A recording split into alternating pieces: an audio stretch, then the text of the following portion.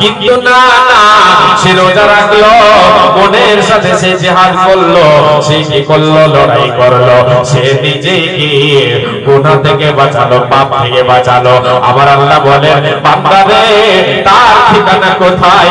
তার ঠিকানা হলো ফাইনাল জান্নাতা হিয়াল মাওয়া, তার ঠিকানা হলো জান্নাত। তার জন্য জান্নাতের দরজা খুলে দাও হবে, কোনো বাধা হবে না, হবে না, হবে না। আজকে আমরা আল্লাহকে ভয় করি, চলি না। কি করে অভাব পূরণ হবে, কি করে আল্লাহর জান্নাত পাওয়া যাবে? আল্লাহ তাআলা তো জান্নাতের উত্তরাধিকারী তাদেরকেই বানাবে যারা আল্লাহর মুত্তাকি বান্দা হবে, যারা আল্লাহকে ভয় করতে ওয়ালা হবে, যারা আল্লাহ ভীরু হবে, যারা আল্লাহকে ভয় করে পাপ জগতে চলবে, নিজেকে গুনাহ থেকে বাঁচাবে, আল্লাহর ভয়কে তার এবং গুনাহর মধ্যখানে আড়াল হিসাবে রাখবে, এরাই তো জান্নাতের উত্তরাধিকারী।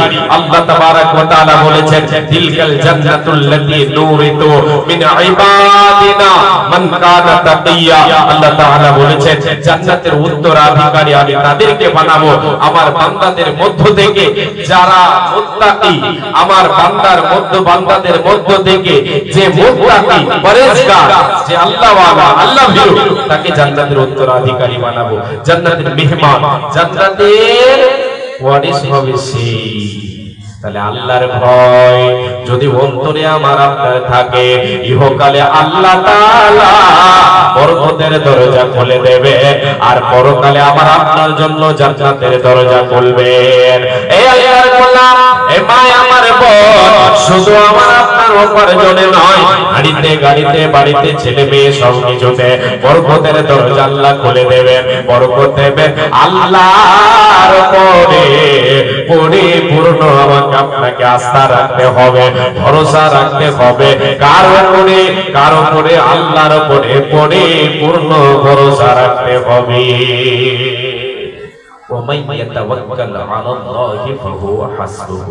আল্লাহ তাবারক ওয়া তাআলা বলেছেন যারা আমি আল্লাহ আমার উপরে পরিপূর্ণ আস্থা রাখে, ভরসা রাখে, তাওয়াক্কুল রাখে, এদের জন্য আমি আল্লাহ যথেষ্ট। তাহলে আল্লাহর উপরে ভরসার ক্ষেত্রে আমাকে আপনাকে কর্মের সাথে সাথে আল্লাহর উপরে ভরসা রাখতে হবে। কিসের সাথে? কর্মের সাথে আল্লাহর উপরে ভরসা রাখতে হবে। এই মর্মে এক সাহাবী জিজ্ঞাসা করেছিলেন, ইয়া রাসূলুল্লাহ, আমার বাড়িতে একটা উট আছে, উটটাকে বেঁধে রেখে আল্লাহর উপরে ভরসা করব, না উটকে ছেড়ে দিয়ে আল্লাহর উপরে ভরসা করে বসে থাকবো? বিশ্বনবী জবাব দিয়েছিলেন, তুমি উটটাকে বেঁধে রেখে আল্লাহর উপরে ভরসা করো, এটা হচ্ছে পরিপূর্ণ আল্লাহর উপরে আস্থা রাখা, ভরসা রাখা। এর বিনিময় কি লাভ হবে? এর বিনিময় কি লাভ হবে? বিশ্বনবী বলেন, লাউ আন্নাকুম তাওয়াক্কালুনা আলাল্লাহি হাক্কা তাওয়াক্কুলিহি লারাযাকাকুম কামা ইয়ারযুকুত তায়রা তাগদু খিমাসান ওয়া তারুহু বিতানা। হে উম্মতিরা, যদি তুমি আল্লাহর উপরে পরিপূর্ণ আস্থা রাখো, ভরসা রাখো, তাহলে তুমি শুনে নাও, তোমাকে আল্লাহ তাআলা পাখিদের মতো আহার দেবে রে, পাখিদের মতো তোমাদের আহার দেবে। এটা আবার কেমন করে? নবীজি বলেন, পাখিরা সকাল বেলায় খালি পেটে নিজ বাসা থেকে বেরিয়ে যায়, আল্লাহর গুণগান করে, তাসবিহ তাহলিল করে, আল্লাহর উপরে ভরসা করে তারা কর্মে নেমে পড়ে, তারা মাঠে ময়দানে ছড়িয়ে যায়, বিলে খালে গিয়ে চোখ পৌঁছে যায়, তারা তাদের হাত পা নড়ায়, এদিকে ওদিকে চলাফেরা করে। নবীজি বলেন, আল্লাহ রাব্বুল আলামিন পাখিদের সন্ধ্যা বেলায় বাসায় ফিরাইয়া দেন, তাদের পূর্ণ পেট দিয়ে বাসায় ফিরিয়ে দেন। রে আল্লাহর গোলাম, হে আল্লাহর বান্দা বান্দীরা, বিশ্বনবী বলেন, যদি তুমি আল্লাহর উপরে পরিপূর্ণ আস্থা রেখে কর্মে নেমে পড়ো, আল্লাহ তাআলা তোমার অভাব পূরণ করবে পাখিদের মতো, তোমার রুজিতে বরকত আসবে, অভাব হবে না, হবে না, হবে না। ও গো দয়াময়, দিয়ে দুই নয়ন কেন অন্ধ রেখে ছয় আমাদের, কেন অন্ধ করে ছয় আমাদের। ও গো দয়াবান, দিয়ে দুই নয়ন কেন অন্ধ রেখে ছয় আমাদের। ওই মাথার উপর ওই যে আসমান রেখেছ ঝোলায়, পায়ের তলে যে জমিন রেখেছ বিছায়, এসবই তোমার কুদরতি ও দয়াময়, দিয়ে দুই নয়ন কেন অন্ধ রেখেছ আমাদের। ওই আল্লাহ চোখ দিয়েছ দেখার জন্য, শোনার জন্য কান, ও গো দয়াবান, দিয়ে দুই নয়ন কেন অন্ধ রেখেছ আমারে, কেন অন্ধ রেখেছ আমাদের।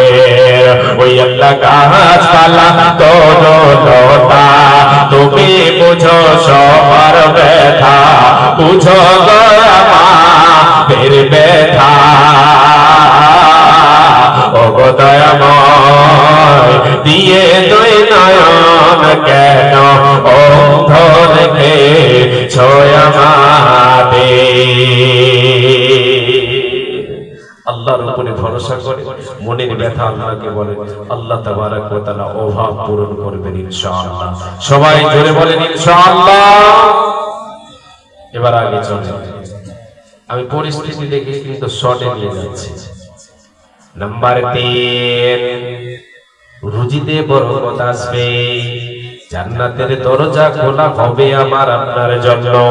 এই যুবক ভাই কর্ণপাত করে শুনবেন। বিশ্ব নবী বলেন, উম্মাত উম্মাতেরা শোনো, যদি তোমার আয়ু দিয়ে তুমি বরকত পেতে চাও, তোমার রুজিতে বরকত পেতে চাও, তোমার অল্প উপায়ে উপার্জনে বরকত পেতে চাও, অল্প টাকায় অল্প উপার্জনে তোমার আল্লাহ তাআলা এমন ভাবে বরকত দেবে, তোমার অভাব পূরণ হবে, অভাব পূরণ হবে। তোমাকে কর্ম ধরে রাখতে হবে। কর্মটা কি? আল্লাহর নবী বলেন, মান সাররাহু আইয়ুমাদালাহু ফি উমরিহি ওয়া ইউযাদা ফি রিজকিহি।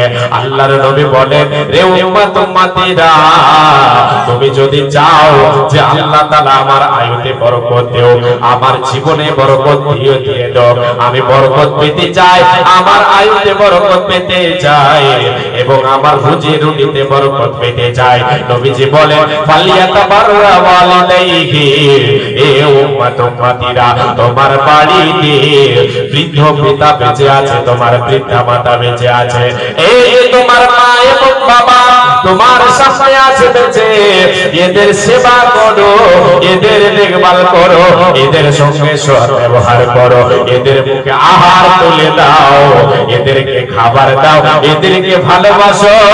আল্লাহ তাআলা তোমার রুজিতে বরকত দেবে, তোমার আয়ুতে বরকত দেবে। তুমি 5 বছরে যেটা করতে পারবে না, আল্লাহ তোমার আয়ুতে এমন ভাবে বরকত দেবে, তুমি 1-2 বছরে সেটা পূরণ করে নেবে। যদি তুমি তোমার রুজিতে বরকত পেতে চাও, আয়ুতে বরকত পেতে চাও, তোমার মা বাবার মুখে আহার তুলে দাও, এদেরকে পথের বেকারে বানিয়ে দিও না, এদেরকে এদের হাতে ছোলা দিয়ে তুমি এদের হাতে ছোলা দিয়ে, এদের হাতে ব্যাগ দিয়ে অন্যের দুয়ারে তুমি প্রেরণ করে দিও না। তুমি যুবক বেঁচে আছো, মা বাবাকে দেখো, এদের সঙ্গে সৎ ব্যবহার করো। মা যতই খারাপ হোক তবুও মা, যতই বাবা খারাপ হোক তবুও বাবা। বাবা এবং মা এদের মুখে আর তুলে দিতে হবে, রুজিতে বরকত পাওয়া যাবে। আর যদি এদেরকে দূর দূর দূর দূর করে তাড়িয়ে দিই, তাহলে আমি আপনি পশ্চিম কালেও শান্তি পাবো না, রুজিতে বরকত হবে না। অঢেল সম্পদ থাকলেও অভাব পূরণ হবে না, অভাব লেগেই থাকবে। আল্লাহর জান্নাত খোলা পাওয়া যাবে না, যাবে না, যাবে না। আজকে আমি বেশিরভাগ এই মা বাবা অমূল্য ধন, এদেরকে পেয়ে এদের মর্যাদা আমি আপনি বুঝতে চাই না। এদের যে কি মর্যাদা, এদের যে কি দাম, কি এদের মূল্য রেখেছেন আল্লাহ তাআলা, আমি আপনি বুঝতে চাই না। বিশ্বনবী বলেন তোমার রুজিতে বরকত হবে, আর জান্নাতের দরজা খোলা পাওয়া যাবে, রুজিতে বরকত আমার আপনার যদি মা এবং বাবাকে আমি তাদের মুখে আহার তুলে দিই। তাহলে আজকে দেখা যায় সমাজে অনেক বৃদ্ধা এবং বৃদ্ধকে বাবা মাকে দেখা যায় বাড়িতে সন্তানেরা আছে বেঁচে, 4 জন 5 জন 3 জন 4 জন 5 জন সন্তান আছে, আর ওই সন্তান ছেলে মেয়ে নিয়ে বিবি বাল বাচ্চা নিয়ে খাচ্ছে, আর ওই দুঃখিনী মা ওই দুঃখী বাবা অন্যের দুয়ারে ছোলা হাতি করে ঘুরছে শুধু এক মুঠ খাবার জন্য। এই আল্লাহর বান্দা, আপনি কি করে শান্তি পেতে পারেন, কি করে আল্লাহর জান্নাতের আশা আপনি করেন? কখনো হতে পারে না, কখনো আপনি জান্নাত পেতে পারেন না। যে মা আপনাকে গর্ভে ধারণ করলো, যে মা আপনাকে লালন পালন করলো, যে মা আপনার চোখ ফুটালো, সেই মা অন্যের দুয়ারে ঘুরবে, আপনি আপনার বিবি বাল বাচ্চা নিয়ে খাবেন, আপনি শান্তি চাইছেন, কখনো শান্তি পাবেন না। মুহূর্তের জন্য শান্তি পেলেও আপনার পরকালের চিরজীবন যেটা আপনাকে থাকতে হবে সেই জায়গায় শান্তি আপনি পাবেন না। আল্লাহ তাবারক ওয়া তাআলার নবী সাল্লাল্লাহু আলাইহি ওয়াসাল্লাম বলেছেন, মা আপনার কাছে এতটাই হক রাখে, মায়ের এতটাই দাম যে মায়ের এক ফোঁটা দুধের ঋণ আমি আপনি সারা জীবন যদি তার জন্য আমি আপনি খেটে মরি, তার জন্য এমনকি যদি আমি আপনি গায়ের খালকে যদি জুতা বানিয়ে মায়ের পায়ে পরিয়ে দিই, তবুও সে মায়ের এক ফোঁটা দুধের ঋণ শোধ হবে না। সেই মাকে কি করে আপনি আমি তার মুখে আহার না দিয়ে অন্যের দুয়ারে ঘুরিয়ে দিই, অন্যের দুয়ারে ঘোরাই? এই যুবক, যদি আপনার এইরকম অবস্থা, আপনি এইরকম ব্যবহার যদি করে থাকেন, কখনো জান্নাত পাবেন না। যে আল্লাহর গোলাম, এই আল্লাহর বান্দারা শুনে যান, আপনাদেরকে আমি বলে যাচ্ছি, হযরতে ওমর রাদিয়াল্লাহু তাআলা আনহুর যুগে তিনি গিয়েছিলেন হজের মৌসুমে হজ করতে। যারা হজ করতে গিয়েছেন ওনারা ভালোভাবে জানেন যে হজ করতে গিয়ে কাবা শরীফের তওয়াফ চক্কর লাগাতে হয়, তওয়াফ করতে হয়। এমন সময় হযরতে ওমর তওয়াফ করছেন, হজের মৌসুমে তওয়াফ করছেন, আর এক যুবক তার মাকে কাঁধে নিয়ে, কোলে নিয়ে, কাঁধে নিয়ে আল্লাহর ঘর তওয়াফ করছে আর ঘুরছে আর বলছে, মা তোমার কাছে একটা জিনিস আমি জানতে চাই, আমি তোমার সন্তান, তুমি আমাকে গর্ভে ধারণ করেছো রে মা। এ মা, আমি তোমার কাছে একটা জিনিস জানতে চাই, ওগো মা, আমি তোমাকে কাঁধে নিয়ে কোলে নিয়ে এত কষ্ট করে আল্লাহর ঘর তওয়াফ করছি মা। এ মা, একবার তুমি বলো, আমি কি তোমার ঋণ শোধ করতে পেরেছি? আমি কি তোমার ঋণ শোধ করতে পেরেছি?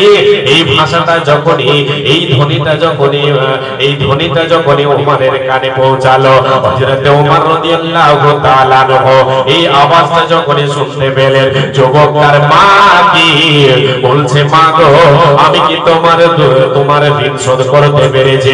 তুমি আমার জন্য যে কষ্ট করেছো, সে কষ্টের ঋণ কি আমি শোধ করতে পেরেছি? হযরতে ওমর থমকে দাঁড়িয়ে গেলেন। যুবক